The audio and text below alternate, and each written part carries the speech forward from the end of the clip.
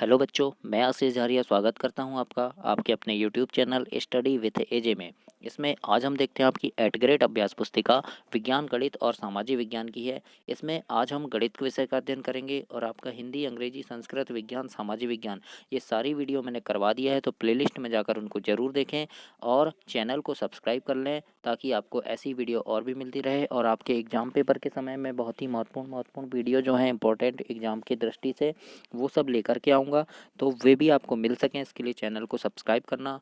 आइए जानते हैं अध्याय नंबर 11 परिमाप और क्षेत्रफल। इसका हम प्रश्न हल करते हैं। कैसे इसके प्रश्नों को हल करना है वो देखते हैं।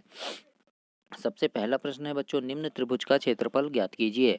तो हमें पता है, देखो यहाँ पे क्या दिया है, ये त्रिभुज दिया है, इसका क्षेत्रफल ज्ञात करना है हमको, है ना। दिया है आधार, है ना, आधार कितना दिया है, 5 सेंटीमीटर दिया है ना, इसको आधार माना है तो आधार 5 सेंटीमीटर। ऊंचाई दे दिया है 3.2 सेंटीमीटर, ये ऊंचाई है 3.2 सेंटीमीटर। तो त्रिभुज का क्षेत्रफल क्या होता है, 1/2 गुणित आधार गुणित ऊंचाई होता है, हमें पता है। तो 1/2 गुणित आधार हमने 5 रख दिया, है ना, ऊंचाई कितनी है 3.2, तो हमने ये रख दिया। अब जब हम इसका गुणा करेंगे तो हमारा उत्तर कितना आएगा, 16/2 वर्ग सेंटीमीटर। आप गुणा करके देख लेना बच्चों, इतना उत्तर आता है। तो इस प्रकार से प्रश्न नंबर 1 को हल करेंगे हम। दूसरा प्रश्न है यहाँ पे, एक वृत्ताकार तस्तरी की परिधि ज्ञात कीजिए जिसकी त्रिज्या 14 सेंटीमीटर है। वृत्ताकार तस्तरी है ना, उसकी परिधि ज्ञात करना है ना। त्रिज्या कितनी है, 14 सेंटीमीटर है, तो हमको ये त्रिज्या हो गई, ये केंद्र होता है, ये त्रिज्या हो गई। हमको ये परिधि ज्ञात करना है कि परिधि कितनी है। तो वृत्ताकार तस्तरी की परिधि का वृत्त की परिधि का सूत्र है 2πr। कितना है, 2πr है। तो हमने 2 रख दिया, पाई का मान होता है 22/7, तो 2 गुणा 22/7 हो गया ये, गुणा आर मतलब है 14, तो 14 दिया है तो 14 का वर्ग हो गया, 2πr वर्ग। तो ये हमने रख दिया। इसके बाद देखो क्या होगा, ये सॉरी वर्ग नहीं है बच्चों, क्या हुआ देखो, 2 हो गया, पाई का मान हो गया 22/7 गुणा 14। अब देखो ये 7 एकम 7, 7 दूनी 14, इसको हमने काट दिया, 2 बार में कट गया, तो ऊपर कितना बच गया, 2 गुणा 22 गुणा 2 बच गया। इन सब का हम गुणा करेंगे तो 88 सेंटीमीटर हमारा आंसर आता है। तो इस प्रकार से आप प्रश्न नंबर 2 को हल करेंगे।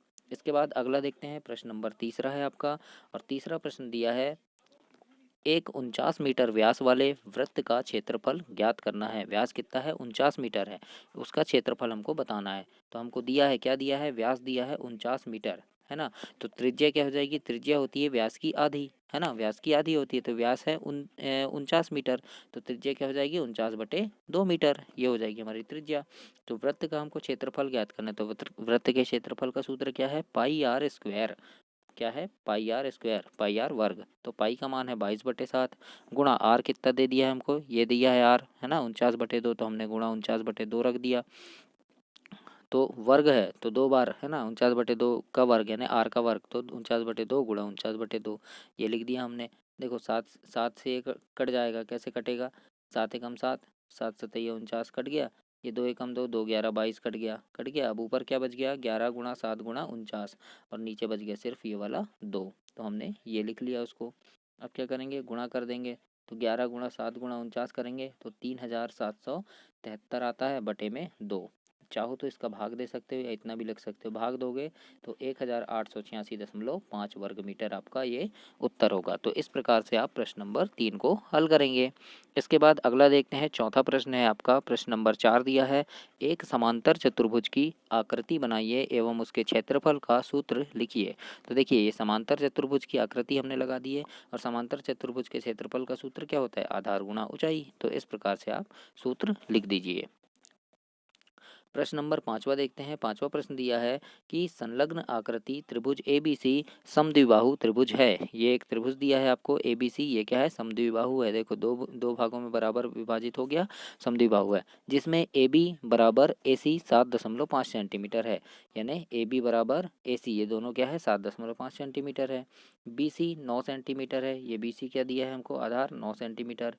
ए से बी तक की ऊंचाई AD 6 सेंटीमीटर, यानी ए से डी तक ये ऊंचाई कितनी है, 6 सेंटीमीटर दी है ना 6 सेंटीमीटर। उसके बाद क्या दिया है, त्रिभुज ABC का क्षेत्रफल ज्ञात कीजिए, C से AB तक की ऊंचाई और मतलब CEB ज्ञात कीजिए बोला है, मतलब ये वाली भुजा हमको ज्ञात करनी है, जो दिया है डॉट डॉट में इसको ज्ञात करने बोला है। तो हम क्या लिखेंगे यहाँ, सबसे पहले त्रिभुज का क्षेत्रफल बराबर कितना होता है, 1/2 आधार गुणा ऊंचाई हो तो, है ना।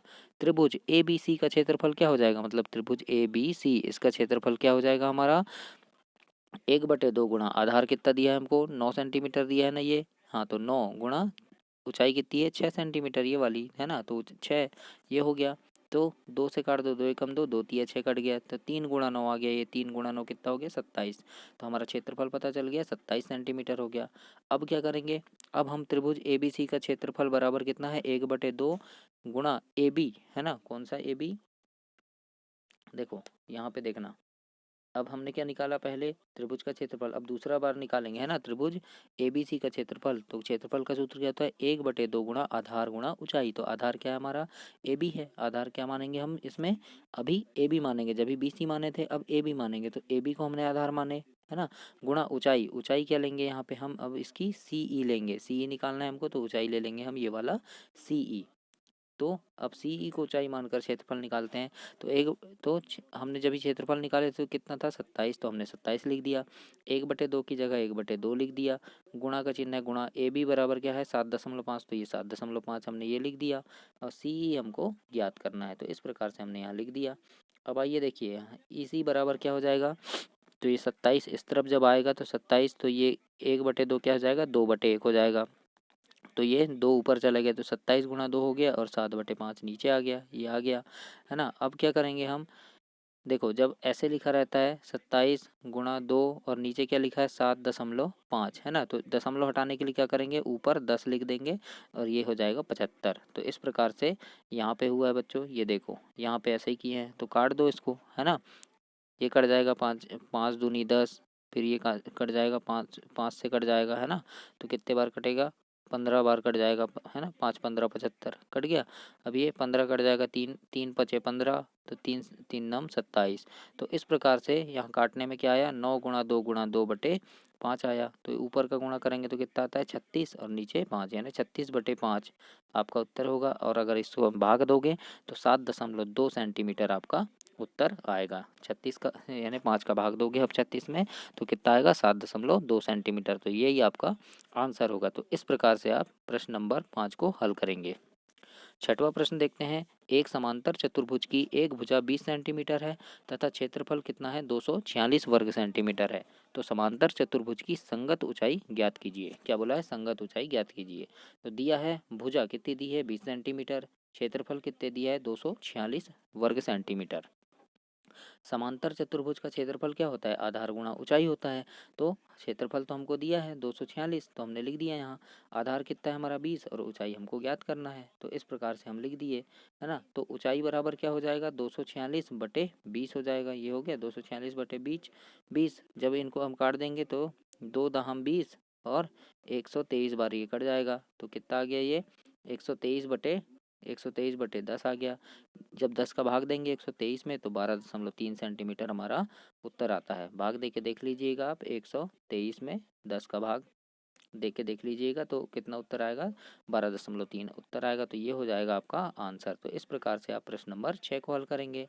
सातवां प्रश्न देखते हैं, यदि समांतर चतुर्भुज का क्षेत्रफल 24 वर्ग सेंटीमीटर है और आधार 4 सेंटीमीटर है तो ऊंचाई ज्ञात कीजिए। तो हमको पता है समांतर चतुर्भुज का क्षेत्रफल क्या 24 वर्ग सेंटीमीटर दिया है और आधार दिया है 4 सेंटीमीटर। तो क्षेत्रफल बराबर क्या होता है इसका, आधार गुणा ऊंचाई। तो क्षेत्रफल तो दिया है 24 दिया है ना, आधार भी दिया है 4, और ऊंचाई ज्ञात करना है, मान लो ऊंचाई x है ना। तो x बराबर क्या हो जाएगा, ये 24 से इधर आएगा तो 24/4 हो गया, तो काट दो इसको, 4 एकम 4 4 6 24। तो x बराबर क्या आ गया हमारा 6 सेंटीमीटर आ गया बच्चों। तो हम क्या लिखेंगे यहाँ, अतः ऊंचाई 6 सेंटीमीटर होगी। इसके बाद देखते हैं प्रश्न नंबर 8वां है, सुधांशु 7 सेंटीमीटर त्रिज्या वाली एक वृत्ताकार तस्तरी को 2 बराबर भागों में विभाजित करता है। प्रत्येक अर्धवृत्ताकार तस्तरी का परिमाप ज्ञात कीजिए। देखो ये एक वृत्ताकार तस्तरी है ना, इसकी त्रिज्या कितनी है बच्चों 7 सेंटीमीटर है है ना, 7 सेंटीमीटर है। 2 बराबर भागों में विभाजित कर दिया, मतलब ये देखो ये आधा कर दिया और फिर इधर 2 बराबर भागों में आधा आधा कर दिया उसको। बोला इसकी त्रिज्या ज्ञात कीजिए, तो हमको क्या है दी गई त्रिज्या कितनी है 7 सेंटीमीटर है। व्यास कितना दिया है, तो व्यास क्या होता है त्रिज्या का दुगना, तो 2r हो जाएगा, यानी 2 गुणा 7 हो जाएगा, तो ये 14 सेंटीमीटर व्यास हो गया। तो वृत्त की परिधि क्या होती है 2 पाई आर, वृत्त की परिधि का सूत्र है 2 पाई आर। तो अर्धवृत्त की परिधि क्या हो जाएगी 2 पाई आर बटे 2 हो जाएगी। तो ये 2 से 2 कट गया, तो बचा क्या यहाँ सिर्फ पाई आर बच गया, है ना, कितना बच गया पाई आर बच गया। अब पाई का मान होता है 22/7 और आर तो हमको दिया है 7, तो इसको 7/1 लिख लो आप, है ना, काट दो, 7 से 60 कट गया तो क्या बच गया सिर्फ 22 बच गया। तो 22 सेंटीमीटर हमारा उत्तर आ गया। तो हमको अर्धवृत्त तस्तरी का परिमाप क्या था, परिमाप बराबर क्या होता है ना, परिधि प्लस त्रिज्या होती है। तो परिधि हमारी कितनी आ गई 22 और त्रिज्या कितना था इसका, है ना, व्यास कितना था, सॉरी कितना था 14, तो दोनों को जब हम जोड़ेंगे तो कितना आ जाएगा 36 सेंटीमीटर हमारा उत्तर आ जाएगा। तो इस प्रकार से आपको प्रश्न नंबर 8 को हल करना है। इसके बाद प्रश्न नंबर 9 देखते हैं। एक किसान अपने खेत के केंद्र पर 7 सेंटीमीटर त्रिज्या वाली एक फूलों की क्यारी खोदता है। उससे खाद को खरीदने की आवश्यकता है। यदि 1 वर्ग मीटर क्षेत्रफल के लिए 1 किलोग्राम खाद की आवश्यकता हो तो उसे कितने किलोग्राम खाद खरीदनी होगी। मतलब क्या बोल रहा है देखो, एक किसान अपने खेत के केंद्र पर 7 सेंटीमीटर त्रिज्या वाली फूलों की क्यारी खोदता है, मतलब ये उसका मतलब खेत हो गया, तो क्यारी बना रहा है वो ऐसे ऐसे, है ना, तो लेकिन उसकी त्रिज्या क्या है 7 सेंटीमीटर है। तो कहाँ खोद रहा है, केंद्र में बना रहा है, केंद्र में, मतलब ये होगी उसकी त्रिज्या। मतलब जैसे ये अगर केंद्र है ये, तो यहाँ से यहाँ तक की त्रिज्या होगी, 7 सेंटीमीटर त्रिज्या में बना रहा है। तो उसे खाद खरीदने के लिए किसकी एक वर्ग मीटर क्षेत्रफल के लिए 1 किलोग्राम खाद चाहिए, है ना। मतलब ये अगर ये है 1 वर्ग मीटर है मान लो, तो 1 वर्ग मीटर में 1 किलोग्राम चाहिए, तो बाकी में कितना आएगा ऐसा बोला है। तो देखो यहाँ देखते हैं, फूलों की क्यारी का क्षेत्रफल कितना है पाई आर वर्ग, है ना, मतलब ये वर्ग का क्षेत्रफल पाई आर स्क्वायर होता है। आर बराबर त्रिज्या कितना दिया है हमको 7 मीटर दिया है ना। पाई का मान हो गया 22/7 और आर का वर्ग यानी 7 का वर्ग कर दो, तो 22/7 गुणा 7 गुणित 7 कर दिए हमने। ये 7 से एक 7 तो कट गया, तो क्या बचा 22 गुणा 7 बच गया। तो 22 गुणा 7 करेंगे तो कितना आता है 154 वर्ग मीटर हमारा उत्तर आएगा बच्चों। तो हमने क्या लिख दिया यहाँ, 1 वर्ग मीटर के लिए 1 किलोग्राम खाद लगती है, तो 154 वर्ग मीटर के लिए कितनी लगेगी 154 किलोग्राम लगेगी। तो इस प्रकार से ये आपका आंसर हो जाएगा। इसके बाद देखते हैं 10वां प्रश्न है, संलग्न आकृति पी क्यू आर एस एक समांतर चतुर्भुज है। ये क्या है, एक समांतर चतुर्भुज है। तो इसमें क्यू एम क्या है, शीर्ष है। तो में क्यू एम शीर्ष क्यू से एस आर तक की ऊंचाई, है ना, क्यू एम शीर्ष क्यू से एस आर तक की ऊंचाई। देखो ये क्यू एम शीर्ष क्या है, एस आर की ऊंचाई है ये, है ना। और क्यू एन कहाँ है, ये वाला क्यू एन, ये किसकी ऊंचाई है पी एस की, ये वाली पी एस की ऊंचाई ये कहलाएगी। तो क्या बोल रहा है, ये एस आर बराबर 12 सेंटीमीटर है ना, ये एस आर बराबर 12 सेंटीमीटर है और क्यू एम बराबर 7.6 सेंटीमीटर है। ये क्यू एम क्या है 7.6 सेंटीमीटर है। तो हमको पी क्यू आर एस का क्षेत्रफल ज्ञात करना है। तो हमको पता है कि हमको क्या दिया है, आधार दिया है 12 सेंटीमीटर, ऊंचाई भी दे दी है 7.6 सेंटीमीटर, है ना। तो समांतर चतुर्भुज का क्षेत्रफल क्या होता है, आधार गुणा ऊंचाई। तो एस आर गुणा क्यू एम कर दो, यानी 12 गुणा 7.6 को कर दो, तो कितना आ जाएगा हमारा 91.2 वर्ग सेंटीमीटर आ जाएगा। तो हमने लिख दिया यहाँ पी क्यू आर एस का क्षेत्रफल क्या हो जाएगा 91.2, 12 का गुणा 7.6 से कर दो तो उत्तर आपका आ जाएगा। तो इस प्रकार से आपको प्रश्न नंबर 10 को हल करना है। आगे की वीडियो में अगला अध्याय देखेंगे। यह अध्याय अब समाप्त हुआ। तब तक के लिए धन्यवाद और चैनल को जरूर सब्सक्राइब करना बच्चों।